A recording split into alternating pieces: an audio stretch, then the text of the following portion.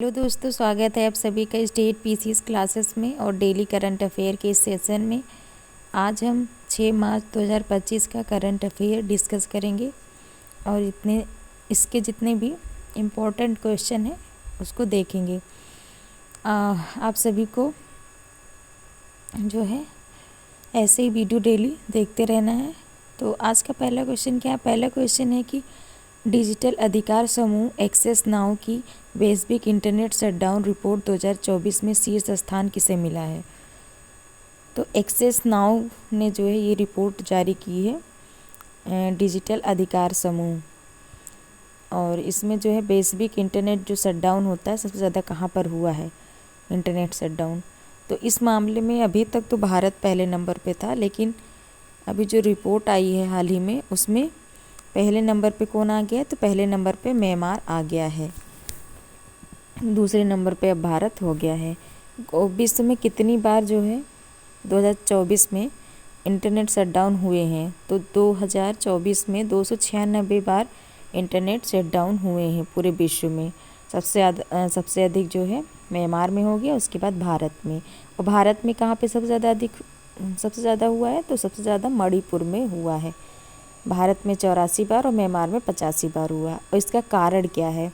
तो internet shutdown करने का एक सबसे जो पहला कारण है जो कि भारत का है, तो इसमें संघर्ष विरोध है। उसके बाद जो है सांप्रदायिक हिंसा है, जैसे कि मणिपुर में कुकी और मैती के बीच में जो संघर्ष चल रहे थे। और तीसरा नंबर पे परीक्षा है कि परीक्षा के समय जो है इंटरनेट शटडाउन कर दिया जाता है। भले ही उसके पहले ही पेपर आ जाते हैं, बाहर लीक हो जाते हैं, लेकिन इंटरनेट जो है परीक्षा के समय शटडाउन कर दिया जाता है। तो ये सभी इसके बारे में। अब हम म्यांमार के बारे में देखते हैं स्टैटिक पोर्शन। तो म्यांमार की राजधानी क्या है? तो म्यांमार की राजधानी नापीता है। और यहाँ की मुद्रा क्या है? तो यहाँ की मुद्रा क्यात है। और इसको जो है गोल्डन पैगोडा कंट्री भी कहा जाता है। और म्यांमार में कौन कौन सी नदी है? तो इरावदी नदी है और साल्विन नदी है, और यहाँ पर ही सान का पठार भी है। तो ये इसके स्टैटिक पोर्शन रहा।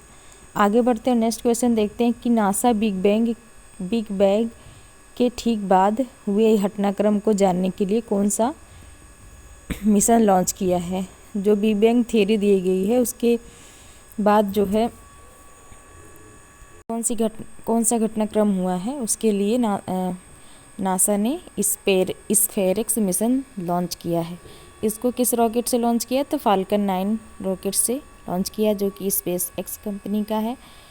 और इसमें जो है इंफ्रारेड जो टेलीस्कोप है उसका यूज़ किया जाएगा। और कितने वर्षों के लिए किया गया है? तो 2 वर्ष के लिए इस मिशन को शुरू किया गया है। और देखेंगे कि बिग बैंग थियरी के जनक की कौन थे? तो बिग बैंग थियरी के जनक जॉर्ज लेमेंत्रे थे। इसको भी देख लेंगे, ये स्टैटिक पोर्शन हो गया। आगे बढ़ते हैं, नेक्स्ट क्वेश्चन देखते हैं कि रूसी कोंडा बीच का ब्लू फ्लैग प्रमाणन अस्थायी रूप से निलंबित किया गया है। यह बीच कहाँ पर स्थित है? तो जो आंध्र प्रदेश है उसको आंध्र प्रदेश के रूसी कोंडा बीच को ब्लू फ्लैग प्रमाणन दिया गया था, जिसको अभी हाल ही में अस्थायी रूप से निलंबित कर दिया गया है।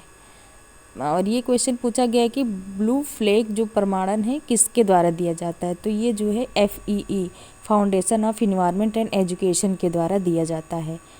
और क्या रीज़न है कि जो ऋषिकोंडा बीच है उसका जो ब्लू फ्लैग प्रमाणन है अस्थायी रूप से निलंबित कर दिया गया है? इसका रीज़न है कि यहाँ पर पार्किंग की व्यवस्था नहीं है, सुरक्षा भी नहीं है, और यहाँ पर आवारे कुत्ते बहुत हैं। जब यहाँ पर लोग आते हैं विदेश से देखने के लिए तो यहाँ पर आवारे कुत्ते बहुत हैं। ये सारी सुविधा ना होने के कारण जो है इसको अस्थायी रूप से निलंबित कर दिया गया है।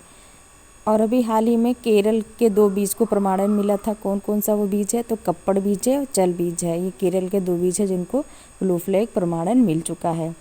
और आंध्र प्रदेश के बारे में इसका स्टैटिक पोर्शन देखते हैं कि भाषा के आधार पर पहला राज्य कौन बना था? तो भाषा के आधार पर पहला राज्य आंध्र प्रदेश बना था, जो कि 1953 में बना था। आगे बढ़ते हैं, नेक्स्ट क्वेश्चन देखते हैं कि सतत शहरी विकास के लिए नया वैश्विक गठबंधन C3 कहाँ लॉन्च किया गया है? तो ये जो है अभी हम लोगों ने पढ़ा था पिछली क्लासेस में कि जो 12वीं नंबर के जो क्षेत्रीय 3R सर्कुलर इकोनॉमी फोरम है, उसकी बैठक कहाँ पे हुई? तो जयपुर में हुई। तो वहीं पर ही C3 अलायंस की भी बात की गई है, जिसमें C3 का फुल फॉर्म है कि सिटीज़ कोऑर्डिनेशन फॉर सर्कुलरिटी। मतलब इसका उद्देश्य है कि शहरों के मध्य सहयोग बढ़ाना, निजी क्षेत्र की भागीदारी को बढ़ाना और अवशिष्ट प्रबंधन करना, जिसमें अवशिष्ट प्रबंधन में है कि रीयूज करना और रिसाइकिल करना। तो ये सतत शहरी विकास के लिए नया वैश्विक गठबंधन है। आगे बढ़ते हैं और नेक्स्ट क्वेश्चन देखते हैं कि ICRIER साइड 2025 रिपोर्ट के अनुसार डिजिटल उपयोगकर्ता खर्च में भारत को कौन सा स्थान मिला है? तो अभी इसके पहले जो डिजिटल अर्थव्यवस्था रिपोर्ट आई थी, उसमें भारत तीसरे नंबर पे है डिजिटल अर्थव्यवस्था में, जिसमें पहले नंबर पे USA, दूसरे नंबर पे चाइना है। लेकिन जब डिजिटल उपयोगकर्ता खर्च में भारत की बात की जाए तो उसमें भारत 28वें नंबर पे है। जैसे कि भारत के देखेंगे हर जो भारतीय हैं उसमें उनके पास जो है एंड्रॉयड फ़ोन है और उनके पास जो है UPI भी होगा, लेकिन UPI का यूज बहुत कम करते हैं। जैसे कि अधिकतर लोग जो है या तो कैश देने पे ज़्यादा बिलीव करते हैं। तो इस तरह से देखा जाए तो उपयोगकर्ता में भारत 28वें नंबर पे है। आगे बढ़ते नेक्स्ट क्वेश्चन देखते हैं कि रहस्यमय रोने की बीमारी से 50 से ज़्यादा लोगों की मौत कहाँ पर हुई है? तो ये जायरे जो कंट्री है अफ्रीका की, वहाँ पर बच्चों ने क्या किया, जो मरा हुआ चमगादड़ खा लिया, तो उससे जो है इनका रहस्यमयी मौत, जैसे कि ये खाने के बाद 50 से अधिक बच्चे जो थे वो रोते रोते मर गए, तो इसीलिए इनको जो है रहस्यमयी मौत बताया गया है WHO के द्वारा कि रोने से इनकी मृत्यु हो गई। तो जायरे है जो कि अफ्रीका का देश है। आगे बढ़ते हैं नेक्स्ट क्वेश्चन देखते हैं कि केंद्रीय स्वास्थ्य मंत्री JP नड्डा के अनुसार प्रति 1 लाख जीवित जन्मों पर मातृ मृत्यु दर कितनी है? तो MMR इसको बोलते हैं, मातृ मृत्यु दर, जो कि 1 लाख जीवित जन्म में बच्चों पर जो है इसकी गणना की जाती है कि 1 लाख जीवित बच्चे हुए हैं तो उसमें कितनी जो है माताओं की मृत्यु हुई है। तो ये इसमें पहले 1990 से 2020 तक की आंकड़ा देखा जाए तो इसमें 83% की गिरावट आई है, जो कि अब हम अपने लक्ष्य को अचीव कर चुके हैं, जिसमें 1 लाख जब जीवित बच्चे जब हो रहे हैं तो उसमें सिर्फ 100 माताओं की मृत्यु हो रही है। तो इसलिए JP नड्डा जी ने बताया कि ये हम अपने अचीव को प्राप्त कर लिए हैं। और इसके साथ ही प्रजनन दर जो प्रतिस्थापन दर है, जिसमें कि हम दो हमारे दो की जो अवधारणा थी उसको भी हम लोग प्राप्त कर लिए हैं। आगे बढ़ते हैं और नेक्स्ट क्वेश्चन देखते हैं कि अंतर्राष्ट्रीय वनडे क्रिकेट से संन्यास की घोषणा करने वाले स्टीव स्मिथ का संबंध किससे है? तो स्टीव स्मिथ का संबंध जो है ऑस्ट्रेलिया से है। अभी जो चैम्पियंस ट्रॉफी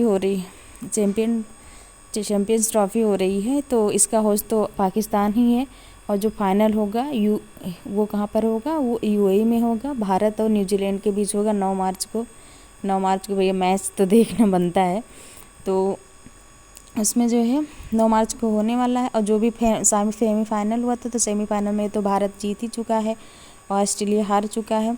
तो इसका जो ऑस्ट्रेलिया इसमें सेमीफाइनल में ये कप्तान स्टीव स्मिथ थे, तो इन्होंने भी वनडे क्रिकेट से संन्यास ले लिया है।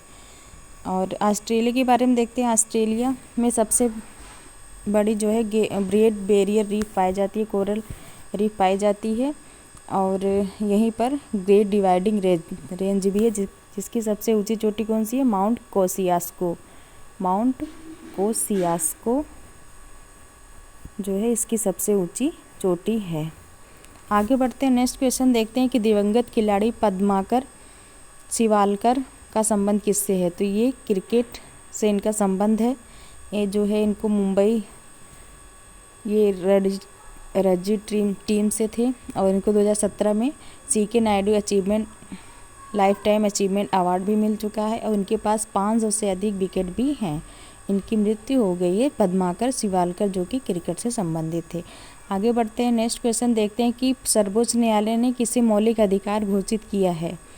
तो एक मामला है जिसमें कि राजस्थान और MP की सरकारों के द्वारा जो है न्यायिक सेवा में दृष्टिहीन व्यक्तियों को अलाउ नहीं किया जाता था, तो वहाँ पर तो यहाँ पर एक सुप्रीम कोर्ट ने जो है डिसीजन दिया है कि विकलांग व्यक्ति को न्याय का जो भेदभाव है उससे निपटने के लिए इसमें कहा गया है कि जो व्यक्ति इसके खिलाफ पीड़ित व्यक्ति अधिकार जो होगा वो जाकर मतलब डायरेक्ट अब वो सुप्रीम कोर्ट जा सकते हैं। जैसे कि हम मौलिक आर्टिकल 32 के द्वारा हम मौलिक अधिकार के हनन होने पर डायरेक्ट सुप्रीम कोर्ट जा सकते हैं, तो वही अधिकार अब विकलांग व्यक्ति को दे दिया गया है, जिसके थ्रू जो है इसको मौलिक अधिकार बना दिया गया है। और ये डायरेक्ट अगर इस जो है न्यायिक सेवा में उनको नहीं मतलब जाने दिया जाता है तो वो सीधे सुप्रीम कोर्ट जा सकते हैं।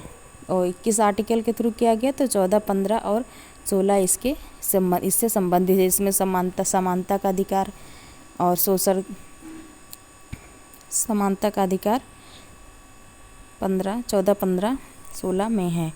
और देखते हैं कि केवल भारतीयों को कौन कौन से आर्टिकल प्राप्त हैं, तो ये भी पूछ लिया जाता है। तो 15, 16, 19, 29, 30 ये सभी जो है केवल भारतीयों को अधिकार हैं। आगे बढ़ते हैं, आज का नेक्स्ट शॉर्ट न्यूज़ देखते हैं। नेक्स्ट है कि आदित्य L1 पर भारत के सौर ultraviolet imaging telescope suite ने पहली बार सौर ज्वाला विवरण किया कैप्चर। और दूसरी है कि केंद्र सरकार ने नई दिल्ली में प्रारंभ की आदर्श महिला हितैषी ग्राम पंचायत पहल। तो आज ये सभी इम्पोर्टेंट क्वेश्चन रहे। तो आप लोग जो है ऐसे वीडियो को देखते रहिए और चैनल को शेयर और सब्सक्राइब करिए। और मिलते हैं नेक्स्ट वीडियो में। Thank you so much.